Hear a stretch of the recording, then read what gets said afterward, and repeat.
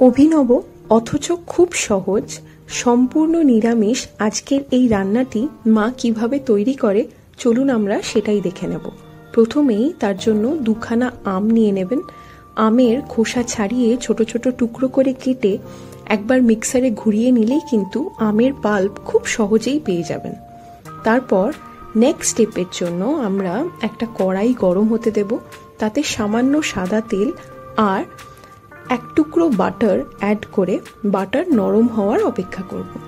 তারপর ফোড়নে অ্যাড করে দিন 3 থেকে 4টে ছোট এলাচ আর সামান্য দারচিনি।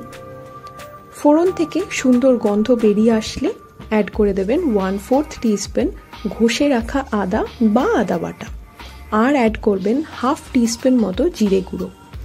কাঁচা গন্ধ চলে যাওয়া অবধি নেড়েচেড়ে নিতে হবে।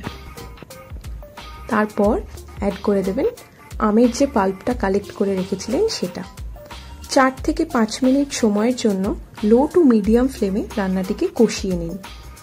স্বাদ মতো নুন অ্যাড করবেন। আমরা এখানেতে 1/2 টিস্পুন নুন অ্যাড করেছি।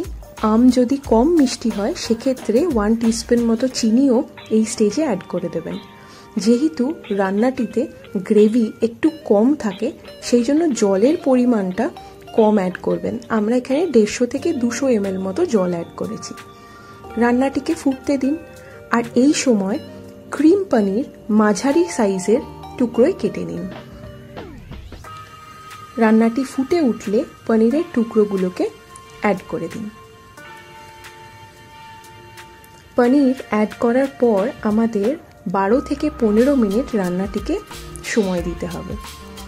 একটা লিড কভার করে দেবেন, তাহলে দেখবেন পনিরগুলো খুবই সফট হয়ে গেছে আর ভেতরেতে গ্রেভিটাও অ্যাবজর্ব করে নিয়েছে।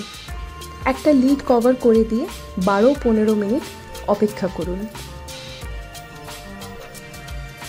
তারপর যখন লিড ওপেন করবেন খুব সাবধানে একবার সমস্ত রান্নাটিকে নেড়ে চেড়ে দিন। এই স্টেজে পনির খুব নরম থাকে, তাই একটু হালকা হাতে রান্নাটা মিশিয়ে দেবেন। 2 টেবিল স্পুন মতো ফ্রেশ ক্রিম অ্যাড করে দিন।